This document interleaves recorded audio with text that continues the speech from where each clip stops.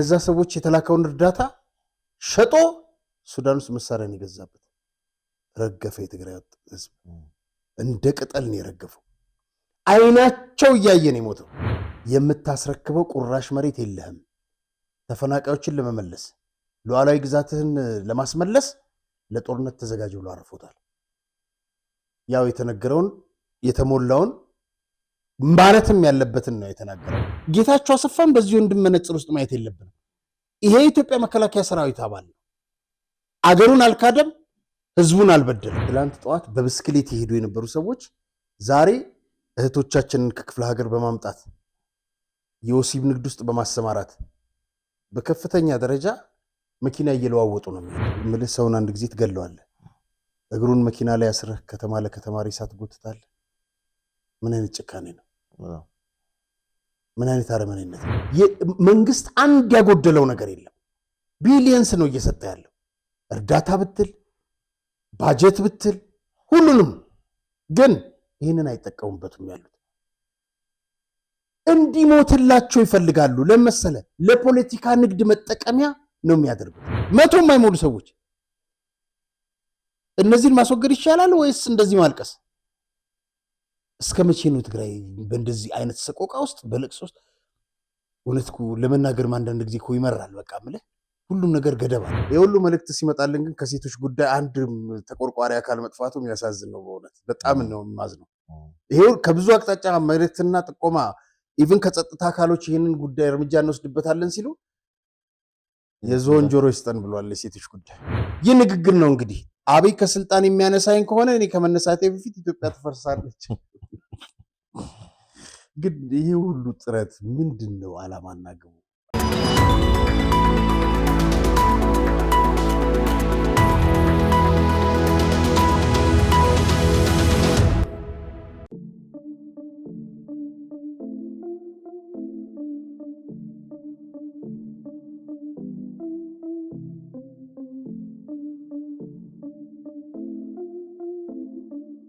ሰላም ጤና ይስጥልኝ ተመልካቾቻችን፣ እንደምን ሰንብታችኋል? የምትመለከቱት ኢትዮ ዴይሊ ቻናላችን ነው። ዛሬም እንግዲህ እንደተለመደው ወቅታዊና አዳዲስ መረጃዎችን ወደ እናንተ ለማድረስ ጋዜጠኛ አርያ ተስፋ ማርያምና ሮቤል ምትኩ እዚህ ስቱዲዮ ተገኝተናል። መልካም ጊዜ እንደውላችሁ ከወዲሁ ተመኘን። አርያ እንዴት ነህ? ሰላም። እንግዲህ በቀጥታ ወደ ፕሮግራማችን ከመግባታችን በፊት ዓርብ ዕለት እንግዲህ የእስልምና እምነት ተከታዮች ታላቁን የረመዳን ጾም አጠናቀው በዓላቸውን ፍቺውን አጠናቀው በዓላቸውን አክብረዋል። እንግዲህ ኢድ ሙባረክ እንኳን ለሁሉም ሙስሊም ጓደኞቼ፣ ወዳጆቼ፣ ተመልካቾቻችን ለማቃችሁም ለማላቃችሁም ኢድ ሙባረክ ብለናል። እንኳን አድረሳችሁ ለማለት እንወዳለን። እንግዲህ በርከት ያሉ ርዕሰ ጉዳዮች አሉን። ወደዛ ከመግባታችን በፊት አጫጭር መልዕክቶች አሉ፣ እነሱ እንመለከታለን። መልካም እንግዲህ እመቤት ዘውዴ የተባለች ተመልካቻችን ያደረሰችን መልዕክት አለ። በህፃናት እየነገዱ በሚያገኙት ገንዘብ የራሳቸው ልጆች ቅንጡ ትምህርት ቤት ያስተምራሉ። የሚገርመው ግን ታዲያ ውድ ትምህርት ቤት የሚማሩት ልጆቻቸው ሃይስኩል ሳይገቡ ሀሽሽ እያጨሱ ከቤተሰብ ገንዘብ እየወሰዱ የዱርዬ ምርጫዎቹ እየሆኑ ነውና በሚፈሩት ቁና ነው ነገሩ። በሚሰፍሩት ቁና ታፈሱ ነው ነገሩና ምንም እንኳን ህፃናቱ ቢያሳዝኑም ብላ እንግዲህ በህዋት ልጆቻቸውን ሀብት ባለፈው በጥቅማቸው ዙሪያ ያንን ተንተርሶ ያቀረበችው ሀሳብ ነው። እንግዲህ ሌላው ደግሞ አያሌው ይመር የተባለ ተመልካቻችን ፈጣሪ ለትግራይና ለኢትዮጵያ ህዝብ ሲል ይህን ቁሞ ቀር 1967 ዓ.ም ላይ ተቸንክሮ ደደቢት በረሃ ላይ ደድቦ ተቀምጦ የቀረ አገር አፍራሽ ተላላኪ ባንዳ ቡድን እድሜያቸውን ያሳጥርልን። ኢትዮጵያን ያለ ባህር በር ያስቀረ የህዝብን አንድነት የበተነ ሌባና አጭበርባሪ ወይም አሸባሪ ተባባሪን ተባብረን ማስወገድ አለብን። በእነሱ ትርፍራፊ ገንዘብ ለቃቃሚዎች ወይም ደግሞ ህሊናችሁን የሸጣችሁ ሰዎች ፈጣሪ ይመልስላችሁ። አገር አፍራሽ ቡድን ጋር ሆናችሁ አገራችሁን ብታፈርሱ ችግሩ እና መከራው ለእናንተም ነውና የሚተርፈው ብታስቡበት ይሻላል። ሌላው በቲዲኤፍ ውስጥ ሁናችሁ ለሽማግሌዎች እድሜያቸውን አታሳጥሩ። የነሱ ልጆች አይሞቱም። ከኢትዮጵያና ትግራይ በዘረፉት ሀብት በውጭ ሀገር በተሻለ ትምህርት ቤት እየተማሩ ነውና መሞት የለባችሁም። ከወንበዴ ቡድን ውጡ ሲሉ እንግዲህ የተገደውም ሆነ ወደው ወደ ትግራይ ቲዲኤፍ ታጣቂ ቡድን ስለገቡ የትግራይ ወጣቶች ሁሌም እንደምንለው ያንን ሀሳብ የሚቃወም ራሳችሁ አፈሙዛችሁን ወደ እነሱ አዙሩ የሚል መልእክት ያዘለ ነው የቀረበልን። እንግዲህ ወደ ሌሎች ርዕሰ ጉዳዮቻችን እንገባለን። ከዛ በፊት ግን በቴሌግራም ቻናላችን ላይ በጽሁፍ ሀሳባቸው ላይ ደርሱን ይችላሉ። 0993082062 ቢጨመር ቢሰራ ቢቀነስ ብላችሁ የምታስቡትን ነገር እንዲሰራላችሁ የምትፈልጉትን መረጃና ጥቆማዎች ካሉ በዚህ የቴሌግራም ቁጥራችን ለእኛ ልታደርሱ ትችላላችሁ። እንግዲህ ባለፈው ስለ 22 አካባቢ የወሲብ ንግድ በተመለከተ በጣም የሰራነው ነገር በጣም የብዙዎችን ስሜት ያጋራሙ የነዋሪዎችን አካባቢዎችም ሳይሆን አዲስ አበባ ነዋሪዎችን በየዕለቱ በእንቅስቃሴ በስራ በትምህርት በተለያዩ ጉዳዮች ወደዛ ከሚንቀሳቀሱ አዲስ አበባ ነዋሪዎችን በተመለከተ እንዳለ ሁሉም ሀሳባችንን የገለጣችሁልን ሲሉ ሀሳባቸውን አድርሰውናል። እንግዲህ ደግሞ ሌላ የደረሰን መረጃ አለ። እንግዲህ ከዚህ ከወሲብ ንግድ ጋር በተያያዘ ዱባይ ውስጥ እየተከናወኑ ያሉ አሳፋሪ ነገሮች አሉና ዱባይ ፖርቲ ፓቲ ተብሎ በሚጠራው ቦታ ላይ ከሴቶች ጋር በተያያዘ በጣም የሚሰማው ነገር በጣም በግርምት እጅ የሚያስጭን እና በጣም የሚያሳዝን ነገር ነው። ኢንስታግራም እና ሌሎች ማህበራዊ ሚዲያዎች ላይ የሚታዩ ቆነጃጅት ሴቶች እንግዲህ ድንገት ዱባይ ሄዱና 1 ዓመት ባልሞላ በ3 ወይም በ4 ወር ጊዜ ውስጥ በጣም ሌክዠሪ ህይወት እዚህ መጥተው በፍጥነት ሲኖሩ እናያለን። ሰው 10 ዓመት 15 ዓመትም ለፍቶ አይደለም። በእርግጥ አረብ ሀገር ሄደው በአመታት ውስጥ ለውጥ የሚያመጡ እንደ ስራ እድላቸውም እንደ እድላቸው የሚያገኙ ይኖራሉ። ግን እነዚህ በ3 እና በ4 ወራት ውስጥ በጣም የቅንጡ ህይወት ሲኖሩ ይታያልና እነዚህ ሴቶች የሚጠቀሟቸው ሜካፕ፣ አልባሳት፣ ሽቶዎች፣ የሚይዟቸው ቦርሳዎች፣ የሚከራዩቸው ቤቶች፣ የሚጠቀሟቸው መኪናዎች በጣም ውድ ናቸውና ውሎና አዳራቸውም የቅንጦት አካባቢዎችን ይሆናልና ታዲያ የሁሉ ገንዘብ በአጭር ጊዜ ውስጥ ከየት መጣ እንዴት ተገኘ የሚለው የብዙዎች ጥያቄ ነው። እና እሱም ተከትሎ እንግዲህ የወጡ መረጃዎች እንደሚያሳዩት ከሆነ እነዚህ ቆነጃጅት ሴቶች ከተለያየ ዓለም ክልል የሚመጡ ባለሀብቶች በሚያዘጋጇቸው ምስጢራዊ ቦታዎች ላይ ወይም ደግሞ የግል መርከቦች ውስጥ ይገቡና እነዛ ጥጋበኛ ወይም ደግሞ በጣም የናጠጡ ሀብታሞች የሚፈጽሙባቸው ነውር አለ። ምናልባት እኛ እዚህ ጋር መጥቀሱም ያው ግድ ስለሆነ መረጃዎቹ እየወጡም ስለሆነ በተለያዩ በሀገር ውስጥም በውጭ ሚዲያዎች ላይ ማንሳቱ አስፈላጊ ስለሆነ አነሳ ነው እንጂ የሚያሳፍር ነገር ነው ሲጠራም እና እነዛ ባለሀብቶቹ በጣም ህገወጥ የሆነ ተግባር ነው ሴቶቹ ላይ እነዛ ቆንጆች ሴቶች ላይ የሚጠቀሙት። ሽንትና ሰገራቸውን ፊታቸው ላይ ይጸዳዳሉ። ከዛም አልፎ አይነ ምድራቸውን እንዲመገቡ ወይም ደግሞ እንዲወስዱ እስከሚያደርግ ድረስ ያስገድዷቸዋል። ባለሀብቶቹ እንግዲህ ይህን የሚያደርጉት በገንዘባቸው ሰው የት ድረስ ማዋረድ ወይም ደግሞ እነሱ ምን ያህል የበላይ መሆን እንደሚችሉ ከዛም ጎን ለጎን ደግሞ በራሳቸው መንገድ ስሜታቸውን የሚያረኩበት አድርገው አስቡ ስለሚያስቡ ይህንን አስነዋሪ ተግባር ይፈጽማሉ። ከዚህ በተጨማሪ እንግዲህ ከጥልቁ ዓለም መንፈሳዊ አሰራር ጋርም ይህ ነገር ይገናኛል። ምናልባት እነዚህ ሰዎች ሀብትና ምንጫቸው ከተለያየ ከጥልቁ ዓለም ጋር የተያያዘ ስለሆነ ይህን አይነት ተግባር ለእነሱ እንደ ትክክል ተደርጎ ሊያስቡት ይችላሉ። በአንጻሩ ሴቶቹ ደግሞ እንግዲህ ለገንዘብ ሲሉ ያንን ነውረኛ ድርጊት ፈጽመው ከወጡ በኋላ እስከ 30,000 የአሜሪካ ዶላር አሁን ዝም ብለን ብንመታው እንግዲህ ከ4 ሚሊዮን ብር በላይ ገንዘብ የሚያገኙበት ሁኔታ ይኖራል እና እንደዚህ አይነት ነገሮች ተፈጽሞብን በአንዴ ሆነ ወይም ሁለቴ እንዲህ አይነት ነገሮች ተፈጽሞ ህይወታችን ለውጣለን ብለው የሚያስቡ ሴቶች ይኖራሉ። በእርግጥ ከኢትዮጵያ ባህል ሴት አንጻር ሲታሰብ ማሰቡ ራሱ እንኳን መፈጸሙ አለ ማሰቡ በጣም ሊከብድ ይችላል። ግን እንዲህ አይነት ነገሮች እየተፈጸሙ ነውና እንዲህ አይነት ቆንጃጅቶች በፍጥነት የሚለዋወጡት ሴቶችን እንግዲህ በእኛ ሀገርም ተመልክተናል። ከዱባይ ደርሳ መጣች ተብሎ በፍጥነት መኪና ይዛ ልታገኝ ቻለች። በሚሊዮን የሚቆጠር መኪና የቅንጡ ህይወት ልትኖር ቻለች እና በ3 ወር በ4 ወር ግፋቢልም 5 እና 6 ወር ውስጥ በምንም ተአምር ዱባይ 56 ጊዜ ብትመላለስ እንዲህ አይነት ነገሮች የመቀየርና የመለወጥ ነገር ስለማይመጣ እንዲህ አይነት ነገሮችም እዚህ ሀገር እየታዩና እየተሰሙ ይመጣሉ እና በዛ ዝርዝር ውስጥ እንዲህ አይነት አስነዋሪ ነገሮች ውስጥ የተፈጸሙ ቢገኙበት ውስጥ የተለያዩ ሀገር ዜጎች አሉ። ከነዛም ውስጥ እንግዲህ ኢትዮጵያውያን ይገኙበታል ተብሏል እና በጣም የሚያሳዝን ነገር ነውና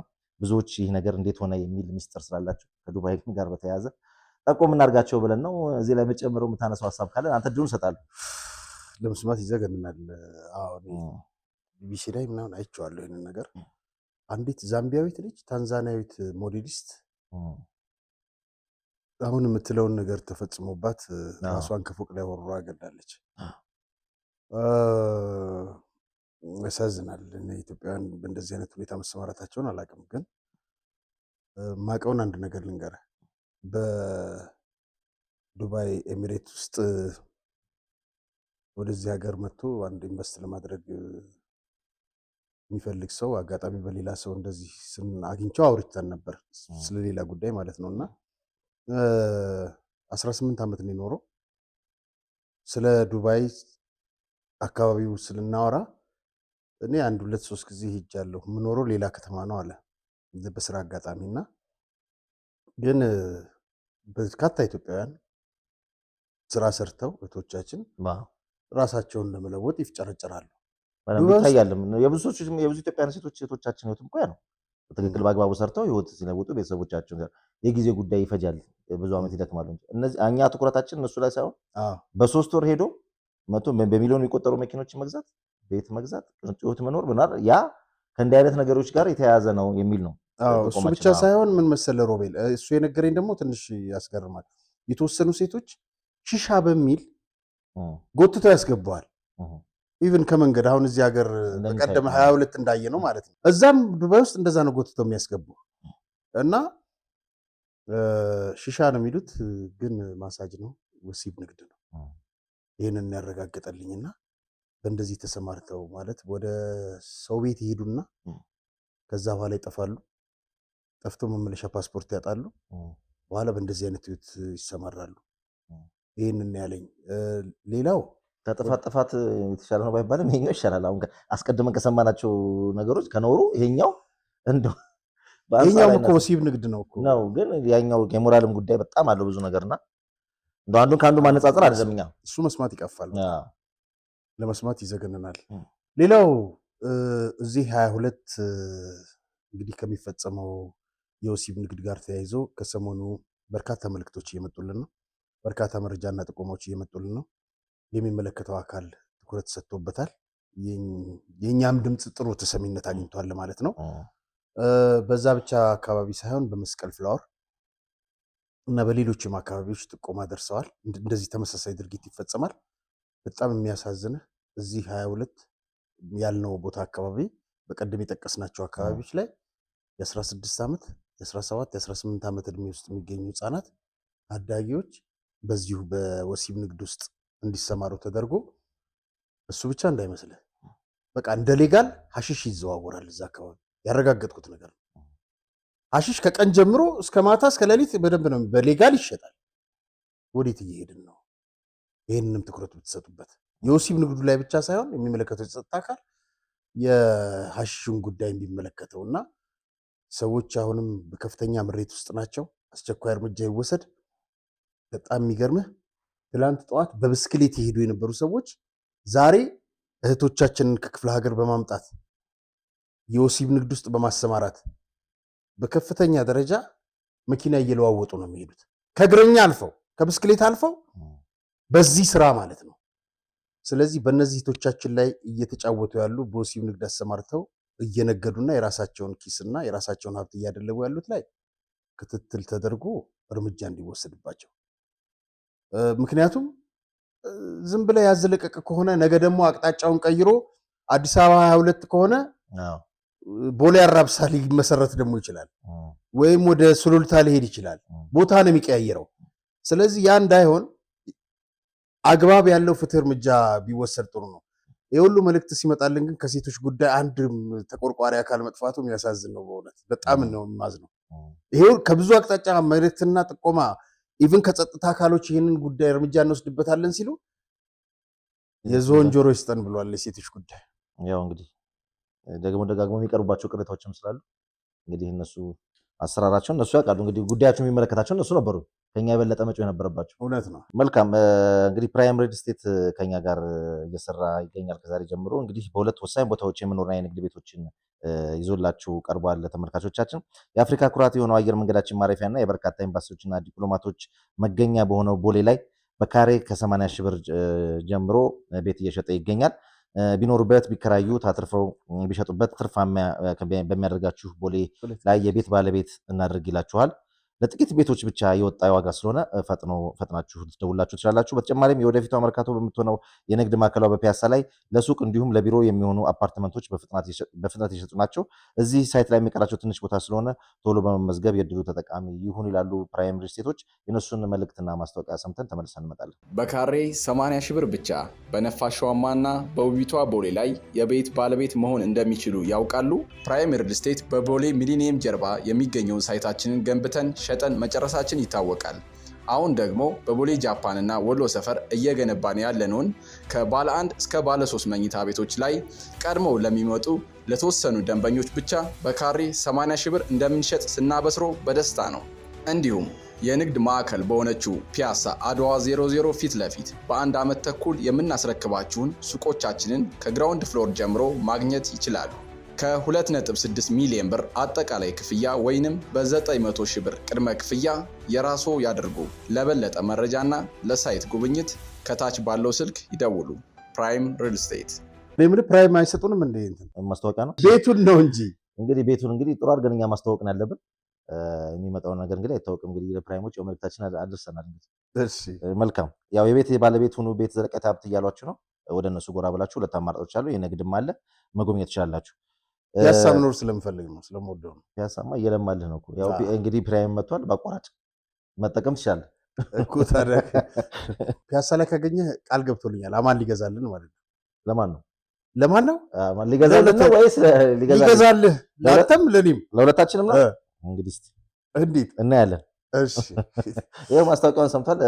የእኛም ፕሮግራም ሰምቶ ከሄደ ደግሞ ቅናሽ ስላለው እሺ ትብብር ይደረግለታል። እንግዲህ ከሰሞኑ የዚህ ስክሪን ላይ የምንመለከታቸው የሶማሌ ክልል ፕሬዚዳንት ሙስጠፌ የተናገሩት ንግግር እንደው በጣም መነጋገሪያ ሆኗል።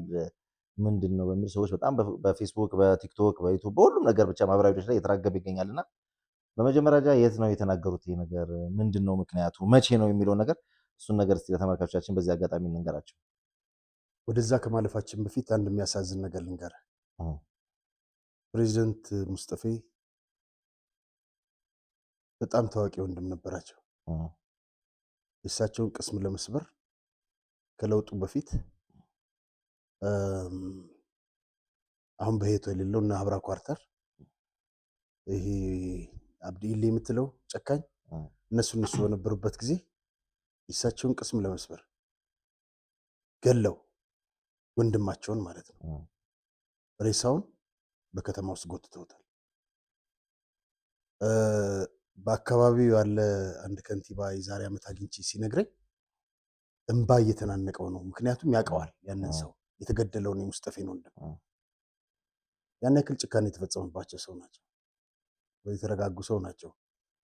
እንደ ሰው ምልህ ሰውን አንድ ጊዜ ትገለዋለህ። እግሩን መኪና ላይ አስረህ ከተማ ለከተማ ሬሳ ትጎትታለህ። ምን አይነት ጭካኔ ነው? ምን አይነት አረመኔነት ነው? እና በተደጋጋሚ አሁን ደግሞ ስልቱ እየተቀየረ ፕሬዚደንት ሙስጠፌ እንደዚህ ያሉ እየተባለ እየተነገረ ነውና በዚህ አጋጣሚ ላስታውስ ፈልጌ ነው በወንድማቸው ላይ ድረስ ተፈጸመውን። ከሰሞኑ እንግዲህ የተቀነባበረ ዘመቻና ሴራን የተከፈተባቸው አላሉም። ያንን ያሉት በ2021 እንግዲህ በትግራዩ ጦርነት ጊዜ ነው። ሸገር ታይምስ አሪፍ አድርጎ ጽፎታል እና እኔ ከስልጣን ሳልነሳ ኢትዮጵያ ትፈርሳለች አሉ ተብሎ ነው የሚናፈሰው። ግን ይህንን አላሉም እና ይህንን ደግሞ ከአንድ ሳምንት በፊት በጅግጅጋ ላይ በተደረገ ስብሰባ ላይ ተናገሩት ነው። ውሸት ነው ይሄም። እና ይሄ ሚዲያው እንግዲህ ለምን ተንኮል እንደፈለገው እንግዲህ ራሱ ነው የሚያውቀው። ቆራርጦና ለተንኮል እንዲያመች አድርጎ ነው የለጣጠፈው። እንግዲህ ምን መሰለህ፣ እኔ እናንተ ባለፉት ጊዜያት ያወራናቸውን ነገሮች የቆራረጥ ስራዬ ካልክ እንትን ታወጣበታለህ። ከ5 ዓመት በፊት ነው የሰሜኑ ጦርነት ጫፍ በደረሰበት ወቅት ከኦኔሌፍ አመራሮች ጋር በተደረገ የክለብ ሃውስ ጥያቄና መልስ ላይ የተቀዳ ነው። የኦኔሌፍ ሰዎች በወቅቱ አንድ ጥያቄ ያነሱ። እነርሱም ህወሓት ደብረ ብርሃን እየደረሰ ነው፣ ድጋሚ መንግስት ስልጣን ቢጨብጡ እንደ ክልል ምን ታደርጋላችሁ የሚል ነበር አንዱ ጥያቄ ለሙስጠፌ። እሳቸውም የሰጡት መልስ ምንድን ነው? በመጀመሪያ ወያኔ ኢትዮጵያን ወደ መበተን የመራ ጠባብ ቡድን ነው። እንደገና የሀገሪቷን ስልጣን የመያዝ አቅም የለውም። እኛ መንቀሳቀስ ያለብን ይሸነፋል በሚል እሳቢ ነው። ጦርነቱ አሸነፈ ከተባለ ግን እንዳላችሁት ኢትዮጵያን ያፈርሳታል። እኛ ግን ከክልላችን ንቅንቅ አንልም። እንደገና ተደራጅተን እንታገላለን እንጂ ህወሓት እንደገና መጥቶ ህዝባችን እንዲጨፈጭፍ አንፈቅድም። ድጋሚ ወያኔ ሊመሰረት በሚችለው መንግስት ተሳትፈን አንድ አካል አንሆንም ፈጽሞ። የአካባቢ ምርጫ አድርገን የራሳችን መንግስት እንመስረታለን። እንዲህ ነበር ያሉት የዛ ጊዜ። እና ይህ ንግግር ነው እንግዲህ አብይ ከስልጣን የሚያነሳኝ ከሆነ እኔ ከመነሳቴ በፊት ኢትዮጵያ ትፈርሳለች። ግን ይህ ሁሉ ጥረት ምንድን ነው ዓላማና ግቡ? አሁን ምልህ ዘመኑ የቴክኖሎጂ ዘመን ነው። ታወጣዋለህ፣ እውነትና ውሸቱን የምትለይበት ጊዜ ነው። መቼ የተናገረ ምናምን የምትል ግን ለምንድን ነው ይህ ሁሉ ዓላማው ምንድን ነው? ዓላማው ሊገባኝ አልቻለም። ለማንኛውም እሳቸው አላሉም፣ የቆየ ከ5 ዓመት በፊት የተናገሩት ነው። መልካም እንግዲህ ደግሞ በመሀል አንዳንድ መረጃዎች እናቀርብ። የኦሮሚያ ክልል ፖሊስ ኮሚሽን በተለያዩ ዞኖች ውስጥ የጸጥታ ኃላፊዎችን ጨምሮ ከፍተኛ አመራሮችን በቁጥጥር ስር እያዋለ መሆኑ እንግዲህ ተሰምቷል። የክልሉ ፖሊስ ኮሚሽን እየወሰደ ነው በተባለው እርምጃ በርካታ አመራሮች በቁጥጥር ስር እየዋሉ መሆናቸው ቢሰማም እስካሁን ድረስ እንግዲህ በክልሉ ፖሊስ ላይ የተሰጠ ይፋዊ መግለጫ የለም። እንደ ሪፖርተር ዘገባ ከሆነ ግን በኦሮሚያ ክልል የጅማ ዞን ፖሊስ አዛዥ፣ የጅማ ከተማ ፖሊስ አዛዥ በቁጥጥር ስር ውለዋል። እነዚህ ሁለት የፖሊስ አዛዦች ጨምሮ ሌሎች የዞንና ወረዳ አመራሮች በቁጥጥር ስር ያሉት በኮንትሮባንድ ንግድና በህገወጥ ንግድ እንቅስቃሴ መሆኑ በተለያዩ ማህበራዊ ድረገጾች ላይ ቢገለጽም የጅማ ዞን ኮሚኒኬሽን ቢሮ ግን የኃላፊዎቹን መታሰር አረጋግጧል። በተያዙበት ወንጀል ግን እስካሁን በፖሊስ አልተገለጸም የሚል ይፋዊ መግለጫ ሰጥቷል። እንግዲህ ያው ጭምጭምታዎች አሉ። ከዚህ ከኮንትሮባንድ ንግድም ከነዳጅ ጋር በተያያዘ በቁጥጥር ስር ውለዋል የሚሉ ነገሮች እየተናፈሱ ነው የሚገኙትና እንዲሁ ስለ ነዳጅ ካነሳን ክብርት ከንቲባ የአዲስ አበባ ከተማ ከንቲባ ክብርት አዳነች አቤቤ ለከተማችን ነዋሪዎች ያስተላለፉት መልእክት አለ። በአሁኑ ወቅት በመካከለኛው ምስራቅ በተፈጠረው ቀውስ ምክንያት ሀገራችን ጨምሮ ነዳጅ ገዝተው የሚጠቀሙ ሀገራት አቅርቦቱን እንደ ልብ ለማግኘት ተቸግረዋል። በመሆኑም ችግሩ ተፈቶ ወደ መደበኛ ነዳጅ አቅርቦት ስርዓት እስክንመለስ ድረስ ነዳጅን በቁጠባ መጠቀም ይኖርብናል። ስለሆነም የከተማችን ነዋሪዎች አጫጭር መንገዶችን በእግር በመጓዝ እንዲሁም የብስክሌት አማራጮችና የኤሌክትሪክ ተሽከርካሪዎችን በመጠቀም እንድተባበሩን ጥሪያችንን እናስተላልፋለን። ፈጣሪ ኢትዮጵያና ሕዝቦቿን ይባርክ ብለዋል አዳነች አቤቤ። ወክ አድርጉ ነው እንግዲህ አጫጭር መንገዶችን ወክ አድርጉ ነው። ከነዳጅ ቁጠባ ጋር ትራንስፖርትም ዋጋው እየጨመረ ስለሚሄድ ያው የተሻለ ነው። ገንዘቡ መያዝ ብቻ ሳይሆን ከጤንነትም አንጻር የሚመከር ሀሳብ ነው። ከዚሁ ጋር ከነዳጅ ጋር ተያይዞ እንግዲህ የነዳጅ ብክነት እንዳይኖር ሁሉም ዜጋ ኃላፊነቱን እንዲወጣ የኤነርጂና ኢነርጂ ባለስልጣን በተመሳሳይ መልእክት አስተላልፏል። አዲስ የነዳጅ ምርት ብክነት እንዳይኖር ሁሉም ዜጋ ኃላፊነቱን መውጣት አለበት ያሉት የነዳጅ ኢነርጂ ባለስልጣን ዋና ዳይሬክተር ደስታው መኳንንት ናቸው። መንግስት በመካከለኛው ምስራቅ የተፈጠረውን ቀውስ ተከትሎ የነዳጅ አቅርቦቱ እንዳይቋረጥ በልዩ ሁኔታ እየሰራ መሆኑን ጠቁመው አሁን ላይ ያለውን ክፍተት ተከትሎ ችግሮች እንዳይከሰቱ ከፍተኛ ቁጥጥር እየተደረገ ከመሆኑ ባሻገር በክልሎች በተለይ በማደያ ደረጃ የሚደረጉ የክትትል ስራዎች መጠናከራቸውን እያንዳንዱ ማደያ የቀረበላቸው ነዳጅ በተቀመጠው የግብይት ስርዓት ብቻ እንዲፈጽሙና ለህዝብ ማመላለሻ ተሽከርካሪዎችም ቅድሚያ ሰጥተው እንዲያሰራጩ የተደረገ መሆኑና በዚህ ላይ ፈጣን እርምጃ የተወሰደ መሆኑን ገልጸዋል። እዚህ ማደያዎች አካባቢ ላይ ችግር ስላለ እሱ ላይ ጥንቃቄ መድረግ አለበት። መንግስትም ከፍተኛ ትኩረት ሰጥቶ መስራት ያለበት እንዲህ አይነት ቦታዎች በተለይ ሙጫ ቦታዎች ላይ ትልቅ የነዳጅ ንግድ ቢዝነስ ሆኗል። ከታሪፍ ውጭ እየተደረገ መኪኖች የሚጉላሉበት ህዝብ የሚጉላሉበት ሁኔታ እየታየ ነውና እዚህ ላይ ትኩረት ተደርጎ ቢሰራ እኛም ሀሳባችንን በዚሁ አጋጣሚ ለማንሳት እንወዳለን። እዚህ ላይ መጨምረው ካለ ወደ ሌላ ርዕሰ ጉዳይ ከመግባታችን ጥሩ ነገር ነው ያነሳኸው። እንግዲህ አየህ ተደጋግሞ ስለ ወደብ ይነሳል። የነዳጅ ጉዳይ ሲነሳ ከነዳጅ ጋር ብቻ ሳይሆን ከብዙ አገሪቱን ከሚያንቀሳቅሱ ጉዳዮች ጋር በተያያዘ የወደብ አስፈላጊነት እዚህ ጋር ነው ጥቅሙ። ለምሳሌ አሰብ ሪፋይነሪ ላይ ማዕት ንብረት ነበረን። ነዳጅ የምናጣራበት፣ ነዳጅ የምናከማችበት፣ ብዙ ሪሳይክሊንግ የምናደርግበት ፋብሪካ ነበረ። አላግባብ ነው የተነጠቅነው። ባለፈው ጠቅላይ ሚኒስትሩ ሲናገሩ ነበረ። ኤርትራውያን መጥተው ንብረታቸውን አስመልሰዋል። እኛ ግን ንብረት አላስመለስንም። መለስ ዜናዊ የሚመራው ወያኔ ከዓለም ባንክ ገንዘብ እየተበደረ በቡሬ በአሰብ መንገድ ይሰራ ነበረ። ዶክተር ያዕቆብ ይህንን አጋልጠዋል። እነዚህን ዝርዝር መረጃዎች ይዘን እንመለሳለን። እነዚህ ጉዳዮች እዛ ላይ ይሰሩ የነበሩት በኢትዮጵያ መንግስት ነው። ያው ለሻዕቢያ ያደረ መንግስትም ቢሆን ማለት ነው። ግን የኢትዮጵያ ሕዝብ ንብረት ነው። አየህ ወደብ ቢኖርህ ኖሮ እዛ ጋር መጠባበቂያ ክምችት ይኖርሃል፣ ብዙ ነገር ይኖር። ለዚህ ነው በመንግስት ደረጃ በከፍተኛ መኮንኖች ደረጃ በባለስልጣናት በምሁር ደረጃ ወደብ ያስፈልገናል የሚባሎችን ለመጨመር ፈልጋለሁ። መልካም። ስለ ወደብ ካነሳ እንግዲህ ስለ ባህር ኃይላችን አብሮ ማንሳት ተገቢ ስለሆነ ቫይስ አድሚራል ክንዱ ገዙ የኢትዮጵያ ባህር ኃይል አዛዥ ስለ ባህር አስፈላጊነትና ስለ ወደብ አስፈላጊነት የሰጡት አንድ ማብራሪያ አለና ከዛ ውስጥ የተወሰኑ ነጥቦችን ይዘናልና በነገራችን ላይ ላቋርጥህና አላውቃቸውም ግን ስለሳቸው ባክግራውንድ ሰምቼ ነው ቆይቷል ከሰማሁኝ። በጣም ማከብራቸው፣ በጣም ይደነቁ፣ በጣም እውቀት ያላቸው ለቦታውም የሚመጥኑ ትልቅ የጦር ጀነራል ናቸው። በዚህ አጋጣሚ ይህን መመስከር ፈልጋለሁ። መልካም። ከዚህ በፊት እኮ በተደጋጋሚ አንስተናሳቸው ፕሮግራም በደንብ እንግዲህ እሳቸው ምንድን ያሉት በኃይል የመጣን ኃይል ተጠቅመ ህግን ለማስከበር የሚደረግ ፍላጎትና ጥረትን ለማሳካት ከምድር ኃይሉና የአየር ኃይሉ ባሻገር ባህር ኃይል ማስፈለጉ የግድ የሚልበት ሁኔታ መፈጠሩ ሊቋቋም ችሏል ብለዋል። ሌላኛው ምክንያት አካባቢያችን የሚቀጠናው በጣም የተወሳሰበ ፖለቲካና ሴኩሪቲ ውስጥ እያለፈ በመሆኑ ብዙ ሀገሮች ከውጭ መጥተው አፍንጫችን ላይ የደህንነት አቅማቸውን ለማሳደግ ከጎረቤት ሀገሮች ባህር ተከራይተው ባህርና አየር ኃይላቸውን አስፍረው ብሔራዊ ጥቅማቸውን ለማስጠበቅ እየሰሩ ባለበት ወቅት እኛ እዚህ ቁጭ ብለን የባህር ወንበዴዎች አንድ መርከባችን ላይ ጥቃት ያደርሱ መፍትሄ የምንሰጥበት ምንም አቅም የለንም። ያለ አማራጭ ሁለት ነው። ለእነዚህ አጋቾች የሚጠይቁትን ገንዘብ ከፍለ ሸቀጥ ማስለቀቅ ወይም ሌሎች ሀገሮችን ለምነህ ያንተን ውጊያ እንዲዋጉልህ ማድረግ ነው። ይሄ ደግሞ በዚህ ዘመን ሊሆን አይችልም። ማንም ያንተን ውጊያ ሊዋጋልህ አይችልም። ስለዚህ ከብዙ አንግል መፍትሄው የኢትዮጵያ ባህር ኃይል መመስረትና ማቋቋሙ በመሆኑ ያ እውን ሆኗል። በቅርቡም በብሪክስ አባላት ደረጃ በሚካሄድ የሚሊተሪ ኤክሰርሳይዝ ላይ የኢትዮጵያ ባህር ኃይል እንዲሳተፍ በመጋበዙ ባህር ኃይል ከፍተኛ ልምድና ስልጠና አግኝቶ ተመልሷል። ከሁሉም በላይ አላግባብ የተወሰደብንን የባህር በር ለማስመለስ በሚደረግ ፍትሐዊና ሰላማዊ ጥያቄ ውስጥ ተገቢነት ያለው መሆኑን የሚያሳይ ድጋፍም በልምምድ ልውውጡ ላይ ከነበሩት ሀገሮች አግኝተንበታል። እኛም በተጠናከረ ሁኔታ ባህር ኃይላችንን እየገነባን እንገኛለን ሲሉ ተደምጠዋል። እንግዲህ ይበል ይሰኝ የሚያሰኝ ተግባር ነው። እንግዲህ ለ30 ምናምን ዓመታት ወያኔ አጥፍቶት ነበር ባህር ኃይላችንን። እንግዲህ ተመልሶ ደግሞ ወደ ክብርና ሞገሱ ይቀመጣል ብለን ተስፋ እናደርጋለን። የምናየው ነገር ያንን የሚያረጋግጥ ነው። ተስፋ ብቻ ሳይሆን እምነትም ይኖር። የምናየው ነገር ያንን የሚያረጋግጥ ስለሆነ ወደዛ እየሄድን ነው ብለን ነው በእርግጠኝነት መናገር የሚቻለው። የትግራይ ጊዜያዊ አስተዳደር ፕሬዚዳንት ታደሰ ወረደ እንግዲህ በትግርኛ የተናገሩት ነገር አለ እና እሱ ምን ይላል የሚለው እናያለን። በተጨማሪም የታደሰ የስልጣን ጊዜ ገደብ እንግዲህ ሊያበቃ በጣም ቀናት እድሜ ቀን ነው የቀረውና በቀጣይ የትግራይ ጊዜያዊ አስተዳደር በማን ይወከላል? ማንስ ሊሆን ይችላል ተብሎ ይታሰባል? ወይስ ከሰሞኑ እንደነበሩ ጭምጭምታዎች አንዳንድ ሰዎች ወደፊት ሊመጡ ይችላሉ?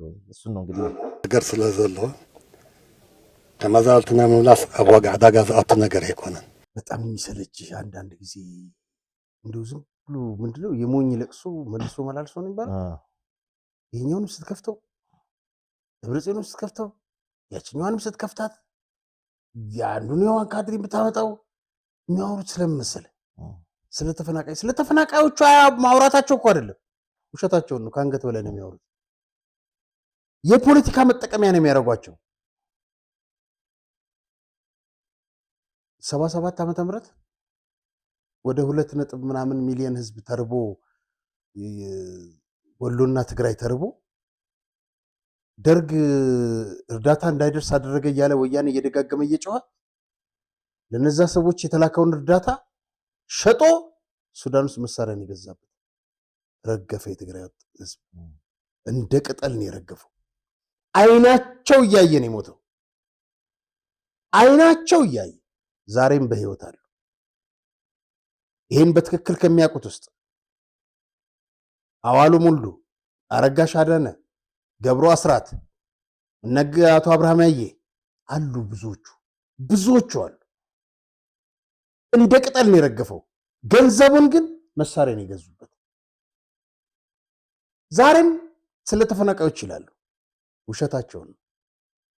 ባለፈው አይታቸው ተፈናቃዮች ሲረግፉ ደስታቸው የፖለቲካ ንግድ መጠቀሚያ ነው። ይሄውና መንግስት አፍኖ እርዳታ ከልክሎ ይለዋል። በነገራችን ላይ በደንብ አልሰራ ነውም እንጂ ዶክተር አብርሃም በላይ ጥሩ አድርጎ አስቀምጦታል።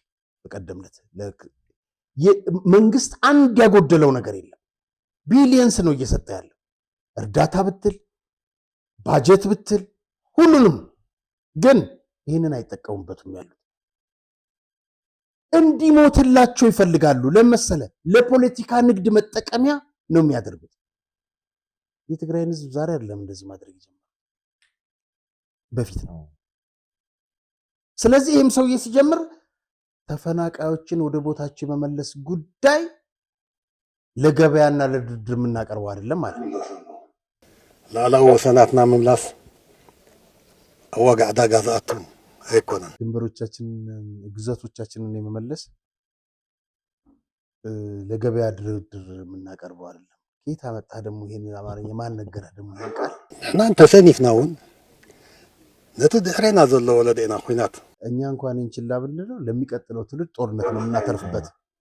ኩሉ ነገር ሰላም ንፍታሕ ግብል ኣብዚ ከይንሰንፍ ክንጥንቀቅ ኣለና።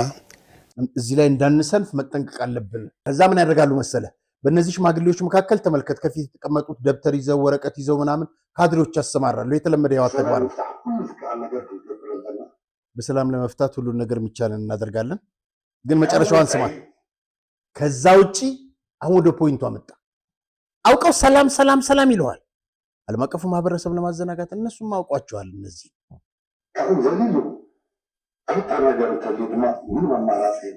ከዛ ውጪ ግን ተስፈንጥሮ እመጣለሁ ያለ ምንም አማራጭ የለንም።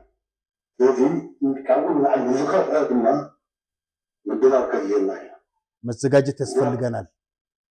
ከዛ ክፍል መዘጋጀት ወደ እሳት የሚሻገር ከሆነም ምንም ልናደርግ አንችልም። በኃይል ለመመከት መዘጋጀት አለብን። መዘጋጀትም ይገባናል። ይሄን ነው የሚለው ታደሰ። ለጦርነት መዘጋጀት አለብን፣ መዘጋጀትም አለብን እየደጋገመ ማለት ነው። ይሄ ሰውዬ በመንግስት ደረጃ እንግዲህ 8 ወር አለፈው ከተሰጡት 1 2 3 4 5 ተብሎ በፌዴራል መንግስት ከተሰጡትና ፈርሞ ከተቀበላቸው አጀንዳዎች ውስጥ ያሳካው ምንም ነገር የለም። ማስተካከል አልቻለም።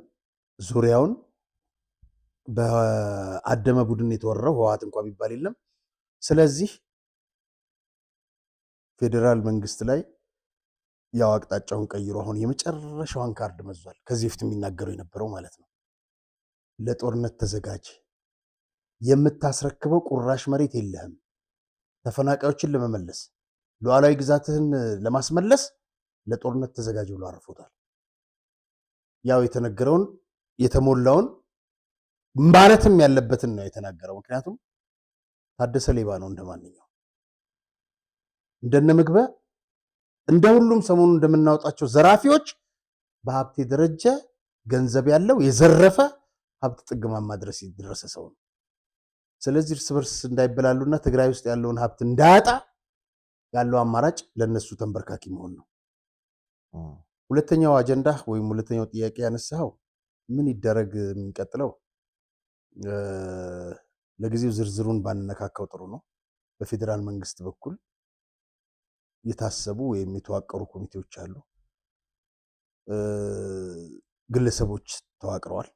ግለሰቦች ስለ በፓርቲ ውስጥ በገለልተኛ ፓርቲ በተቃዋሚ ፓርቲ በምናምን ውስጥ ያሉ ማለት ነው በትግራይ ውስጥና እዚህ ያሉ ሊያሰሯቸው ይችላሉ ወይ በሂደት እናየዋለን። አዎ ግን መንግስት ማድረግ ያለበት ከዚህ በኋላ ለእነ አማኑኤል አሰፋ እርግጠኛ ነኝ አይሰጥም፣ መንግስትም አይሰጥም። ለምን ባለፈው ጊዜ መጥቶ ሊያነጋግረው ሲል እዚህ አናቀም ተብሎ ነው ከቤተ መንግስት ደጃፍ የተባረረው። ግን ተወደደም ተጠላም የትግራይ ህዝብ የኢትዮጵያ አካል እንደመሆኑ መጠን እዛ አካባቢ ያለ መረጋጋት የኢትዮጵያ መረጋጋት ስለሆነ የትም ቦታ ያለው መረጋጋትና ሰላም የኢትዮጵያ መረጋጋት ስለሆነ ህዝቡም ከዚህ ከነቀርሳ ቡድን ከዚህ ከካንሰር ቡድን መላቀቅም ስላለበት ከዚህ በኋላ የህወሓት ቫይረስ በውስጣቸው ላለ ሰዎች ለነታደሰ አይነት ሰዎች ሰጥቼ በጊዜያዊ አስተዳደሩን አስቀጥላለሁ ማለት ሌላ ጥፋት ማስከተል ነው። ታደሰም ይሄንን ያሳየን። ምንም ሌላም ብታመጣው ይሄንን ነው የሚያደርገው። ስለዚህ ከዚህ በፊት ዋጋ ይከፈሉ አሉ፣ ዋጋ ለመክፈል የተዘጋጁ አሉ። ገብተው እኮ ቢሮ የከፈቱ ልጆች አሉ። ገብተው በድፍረት ቢፈልግ የፈለገብን ይድረስብን ብሎ። በነገራችን ላይ በዚህ አጋጣሚ ፕሮፌሰሩ ተፈቷል። አየህ የህዝብ ቁጣና እንትን መቋቋም አልቻሉም። ስለዚህ እንደዚህ አይነት ሙራፍነ የትም አትደርስም። አሁን ከዚህ በኋላ ገላለሁ እንደ በፊት ህወሓት 30 ክላሽ ታጠቀ 8 ቦምብ ያዘ 50 እንደዚህ ያደረገ እያልክ ምናምን የለጠፍክ ማንም አይቀበልህም። በቃ ውሸታቸው ተጋልጧል። ይሄም ውሸታቸው ይጋለጣል። ስለዚህ በመንግስት ደረጃ የተያዘ አጀንዳ አለ። ባንነካካው ጥሩ ነው። ምክንያቱም ኃላፊነት ያለበት እሱ ስለሆነ። ግን መረጃው ቀድመንም ይሁን ይፋ ከተደረገም በኋላ ይሁን እንዳመችነቱ እናቀርበዋለን። ግን ጥንቃቄ ሊደረግ ይገባል የሚል ምክር ሐሳብ አለ። በካሬ 80 ሺህ ብር ብቻ በነፋሻማና በውቢቷ ቦሌ ላይ የቤት ባለቤት መሆን እንደሚችሉ ያውቃሉ? ፕራይም ሪል ስቴት በቦሌ ሚሊኒየም ጀርባ የሚገኘውን ሳይታችንን ገንብተን ሸጠን መጨረሳችን ይታወቃል። አሁን ደግሞ በቦሌ ጃፓን እና ወሎ ሰፈር እየገነባን ያለነውን ከባለ 1 እስከ ባለ 3 መኝታ ቤቶች ላይ ቀድመው ለሚመጡ ለተወሰኑ ደንበኞች ብቻ በካሬ 80 ሺህ ብር እንደምንሸጥ ስናበስሮ በደስታ ነው። እንዲሁም የንግድ ማዕከል በሆነችው ፒያሳ አድዋ 00 ፊት ለፊት በ1 ዓመት ተኩል የምናስረክባችሁን ሱቆቻችንን ከግራውንድ ፍሎር ጀምሮ ማግኘት ይችላሉ። ከ2.6 ሚሊዮን ብር አጠቃላይ ክፍያ ወይንም በ900 ሺህ ብር ቅድመ ክፍያ የራስዎ ያድርጉ። ለበለጠ መረጃና ለሳይት ጉብኝት ከታች ባለው ስልክ ይደውሉ። ፕራይም ሪል ስቴት። እንግዲህ እዚህ ስክሪን ላይ የምንመለከተው አንድ አነጋጋሪ ወጣት በትግርኛ የሚናገረው ንግግር በማህበራዊ ሚዲያ ላይ ሲዘዋወር ሰምቻለሁ እና በጣም ብዙዎች ሼር እያደረጉት እያየ ነው እና ምንድን ነው የሚለው ለማንስ ነው የተናገረው የሚለው ህንፃስ ልድኸም ሓዲሩ ይፈልጥ ትነን አንስት የለኽን ይውዚ ትነን አይለኽን ይውዚ ንሽት ስድራ ስዎ ኮይነን ልበኸ ያለዋይ زسرايزي 2010 حد لا كحوكو لهم حضر لا لقوا حنيرو لا كان جدي حاول لقوا حنيرو እንዲህ ነው የሚለው ይሄ ወጣት በጣም አስገራሚ ወጣት ነው ህንጻ የሚባል ጀነራል አለ ባህላዊ ጀነራል እሱ ፊት ነው የሚናገረው ህንጻ ደሃ አስተዳድሮ ያውቃል እዚህ ውስጥ የምታለቅሱ እናቶች ሴቶች የላችሁም እዚህ የተሰው ጓዶች እናቶች በህንጻ አላለቀሳችሁም ይህ ሰው እኮ በ2011 ዓመተ ምህረት ለአከ የተባለው ወንድሙ ነበር የሚያበድረው ምንም አልነበረው አሁን ከምን አምጥቶ ፎቆች ሰራ አሁን ከምን አምጥቶ ሀብታም ሆነ በግልጽ እናውራ ሰርቆ 4 እና 5 ፎቆች ሰርቷል زسرايزي 2010 حد لا كحوكو لهم حضر لا لقوا حنيرو لا كان جدي حاول لقوا حنيرو كايمصيو سريقو فوق سريحو አራት ይሁን ሰርቁ ጭቅና አይደሉም እነዚህ ልጆች በጣም ገዛ ገረለሳ በተባለው ስጋ ቤት እንኳን ስጋ እንደዛ አይቆረጥም እኛ ባለንበት ማይ ዓለም በተባለች ግን መሬት በገፍ እየተሸበቸበ እየተቆረጠ እየተሸጠ ባለሀብቶች እንደልባቸው በገንዘብ ኃይል ተቆጣጥረውት ማን ለማን ይረግጠዋል በጣም መሮናል ወጣቶች ለገነገ የምንለው ህይወት የለንም በቃ አሁንም ስርዓት ካለ ታገላለሁ ካልሆነ ለህይወት የልሰሰም በላተኞችና ዘራፊዎች በቃንቸው አለ ጀግና ልጅ ከዚህ ጋር ታይዞ ደግሞ የተጋር ወጣቶች ድረሱልን ሲሉ ያስተላልፉት የሚያሳይ ቪዲዮ አለ እሱንም አብሮ ታያይ ስለሆነ ብናየው ፌደራሎች እባካችሁ ድረሱልን እባካችሁ እኛ ትግሬዎች በህወሓቱ ቡድን እየተሳቀየን ነው እባካችሁ ድረሱልን እኛ ሰላማዊ ሰልፍ አንወጣም ውጊያ አንፈልግም ስንለው ልጆች ትናንሽ ልጆቻችን ከትምህርት ቤት እየገፈፈ ኑ ሰላማዊ ሰልፍ ውጡ እያለ እያስገደደ ነው እናቶች አንወጣም ሲሉት 5000 ብር ትቀጣላችሁ ኑ ውጡ እናንተ ማትረብ ሴቶች እያለ እያሰቃየን ነው እኛ ውጊያ አንፈልግም እኛ ህወሓትን አንፈልገውም እባካችሁ ድምጽ ሆኑን እባካችሁ ለጠቅላይ ሚኒስትሩ አድርሱልን እኛ ከነሱ ጎን አይደለንም እኛ ከህወሓት ደጋፊ አይደለንም ሁሉ ህዝብ ካንተ ጋር ነው እኛ ኢትዮጵያውያን እንጂ እኛ ሌላ አይደለንም የአንድ ቡድን ደጋፊ እኛ አይደለንም እባካችሁ ሼር ኮፕሊክ ሪፖስት ያረጋችሁ አድርሱልን እባካችሁ ድምጽውን ፌደራሎች እንግዲህ አቁ ይሄ ነው ግን አንዱ መሰሪያ እያነሳ እየመጣው የሚገርም ነውና እነዚህ አሁንም ደጋግመን የምንለው ነገር 100 ለማይሞሉ ሰዎች ይሄ ሁሉ ሰው እንደዚህ በነገራችን ላይ የትግራይ ህዝብ ቁጥር እኮ ከጊዜ ወደ ጊዜ ተመናመነ እንጃ 3 ሚሊዮን ይኖራል ብለ ነው በዚህ 50 ዓመት ውስጥ እድገት ማሳየት አይደለም የሚያልቀው ይበዛል በጦርነት በስደት በረሃብ በችግር በተለይ በጦርነት ቁጥሩን እየቀነሰበት ማለት 100 የማይሞሉ ሰዎች እነዚህን ማስወገድ ይቻላል ወይስ እንደዚህ ማልቀስ እስከመቼ ነው ትግራይ በእንደዚህ አይነት ሰቆቃ ውስጥ በለቅሶ ውስጥ እውነትኩ ለመናገር አንዳንድ ጊዜ እኮ ይመራል በቃ ማለት ሁሉም ነገር ገደብ አለ ሌላው እንግዲህ ከሰሞኑ አነጋጋሪ ሆነችን ነገር ልንገረ እችን ሴት ነው ባዕዳዊ ማን ነው ወራሪው የኢሳያስ አፈወርቂ መንግስት አለ በሰላማዊ ዜጎች ላይ በትግራይ ሰላማዊ ዜጎች ላይ የሚፈጽመው ታይቶ የማይታወቅ ግፍ እየፈጸመ ይገኛል ይሄ መቼ ነው የጦርነቱ ጊዜ ነው ስማ አንድ ሰው አልነኩም ማለት በቀደምለት ይሄ ሌባው ምግበ አንድ ሰው አልነካም ሻዕቢያ በቀደምለት እኮ ጄኖሳይድ የሚባለው ውሸት ነው አለ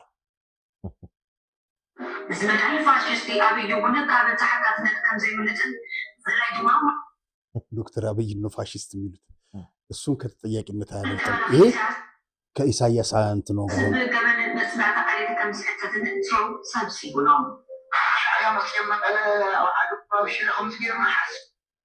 ሻዕቢያ መቀሌና ሽሬ መጥቶ እንደዚህ ያደረገ ውሸት ነው ማን ይሄን የሚለው ምግበል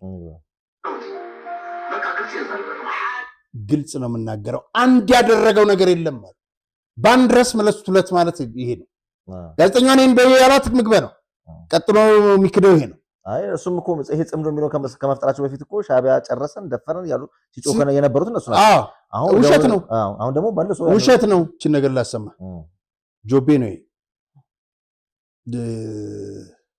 የሀብት መጠን ይለያይ እንጂ ሁሉም ሌቦች ናቸው ለኔ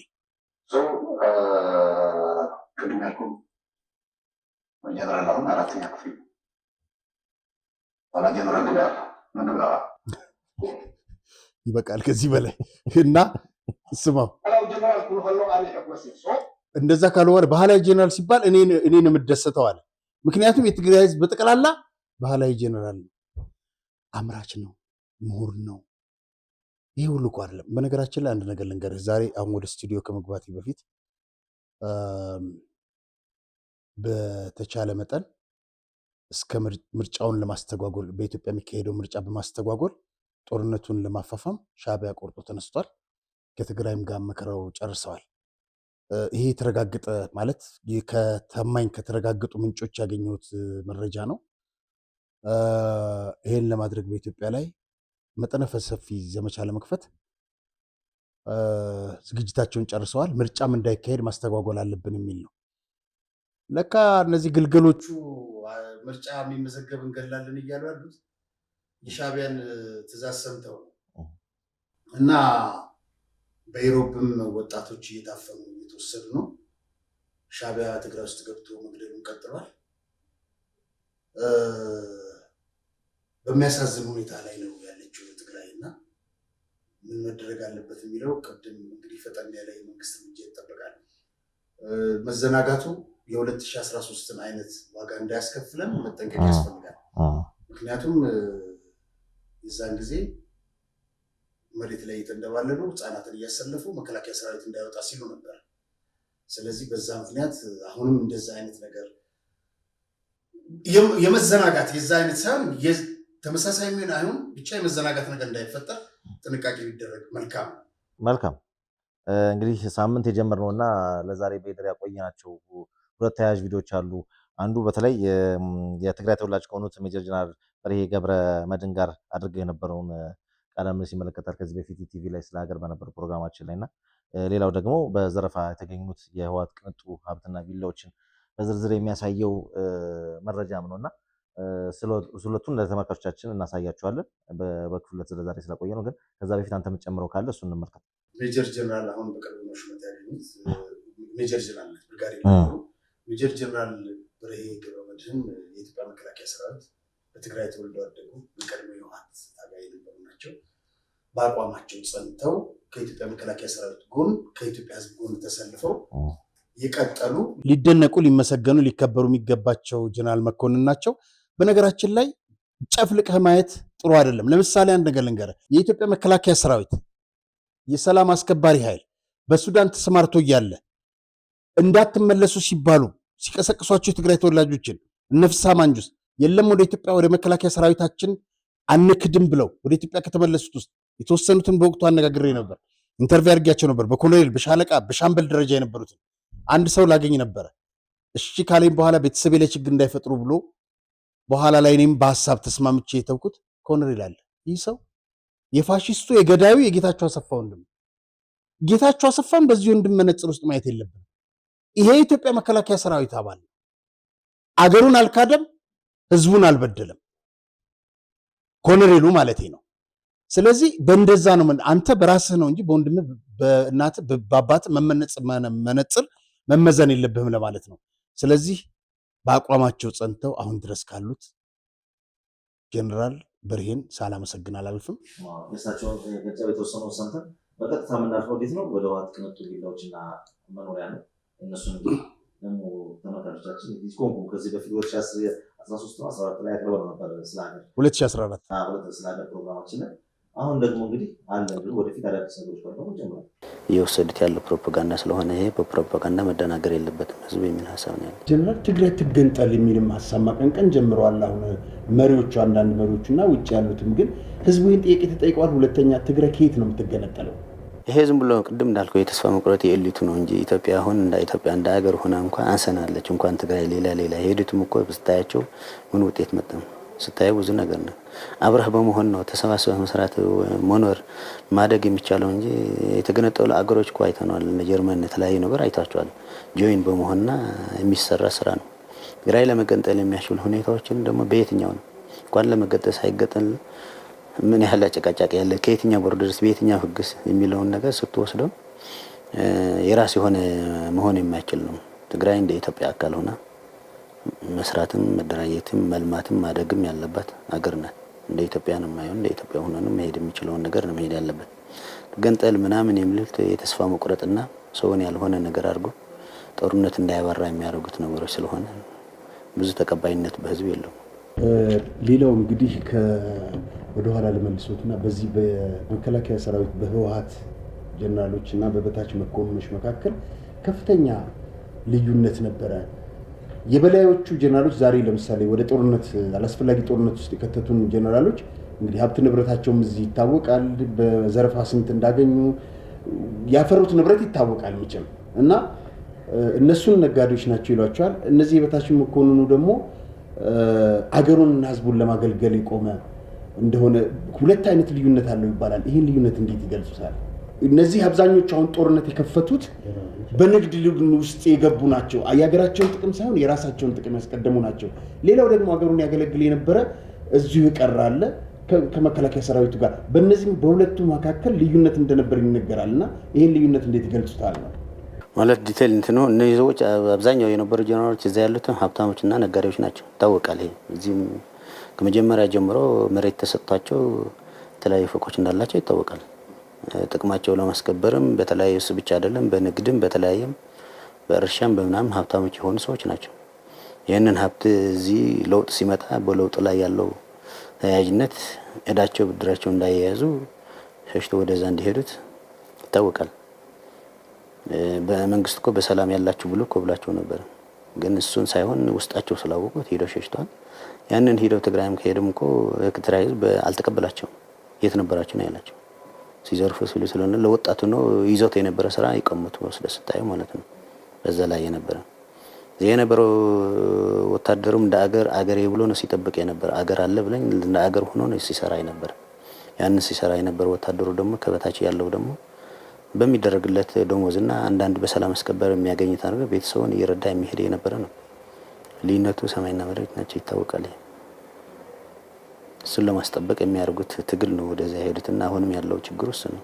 ባለሀብት ስትሆን ሀብትን ለመጠበቅ የምታደርገው ትግል ነው። የጀነራል በርሄን ሀሳብ እንግዲህ ሰምተነዋል። ስለ ህወሓት መሪዎች ያጋለጡት ስለ መኮንኖቹ እንግዲህ ብዙዎች ደግሞ እና አባይ ፀሐዬ ሌባ እንዳልነበሩ ነው። በተጨባጭ ግን በማስረጃ እናሳይ። ይህ የምትመለከቱት በቀድሞ ቦሌ ክፍለ ከተማ አሁን ለሚኩራት ተብሎ በሚጠራው ክፍለ ከተማ የሚገኝ በ16000 ካሬ ሜትር ላይ የሰፈረ ተጀምሮ ያላለቀ G+1 ቤቶች ናቸው። እነዚህ G+1 ቤቶች አጠቃላይ ወደ 14 ሲሆኑ ከፊት ለፊት ደግሞ ወደ 16 አሉ። እነሱ G+4 ናቸው። እነሱ እናያቸዋለን።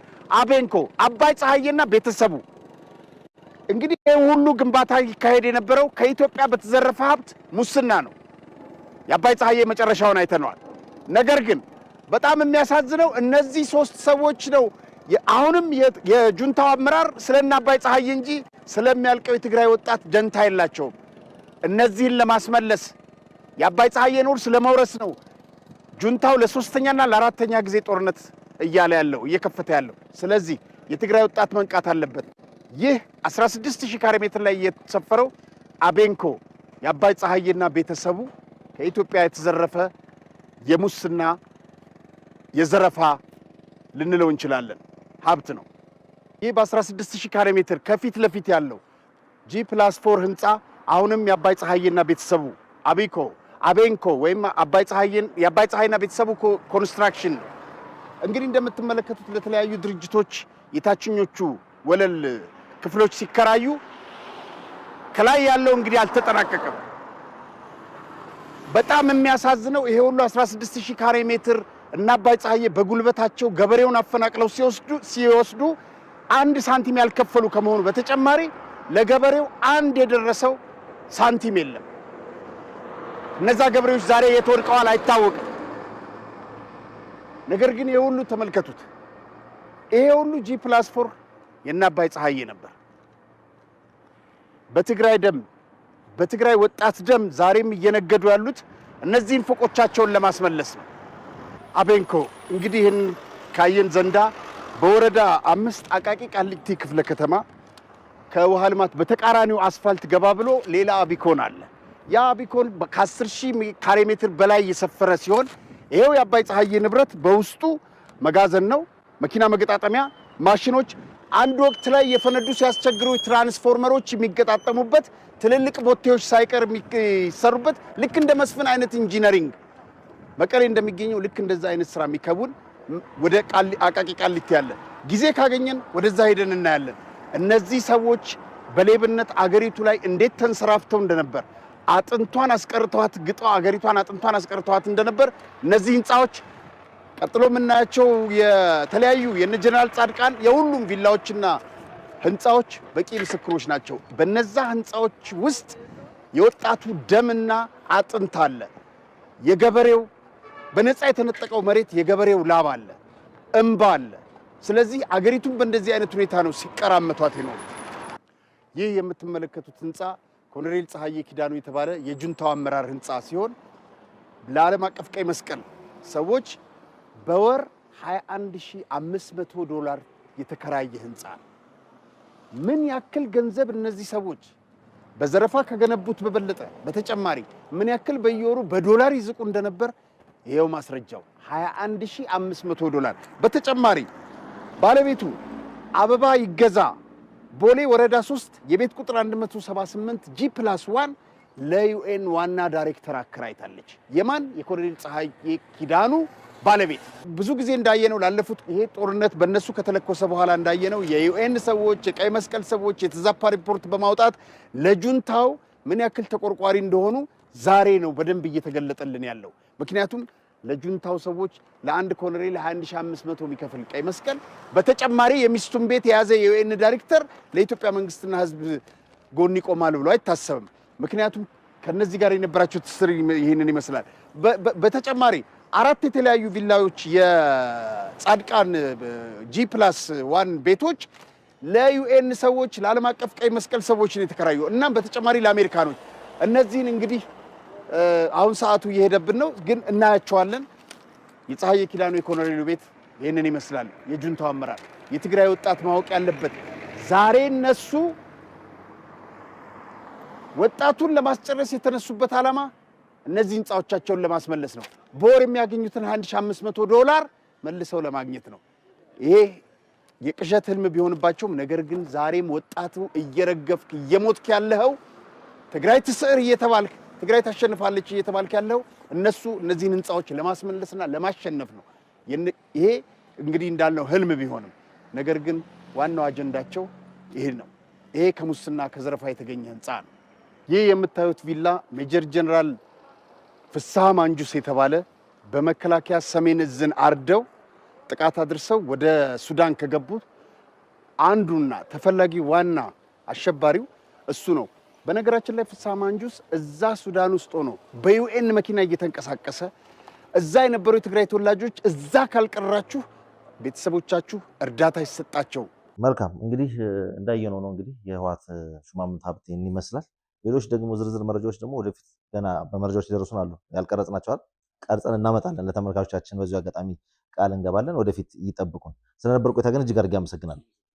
የተከበራችሁ ተመልካቾቻችን የዕለቱ መሰናዷችን ይመስል ነበረ። ፕሮግራሙን አዘጋጅተን ወደ እናንተ አደረስንላችሁ ጋዜጠኛ ሪያት ሶማርያም እና ሮቤል ምትኩ ነን። ዳግም በሌላ ዝግጅት እስክንገናኝ ድረስ እስከዛው ሰላም ቆዩ።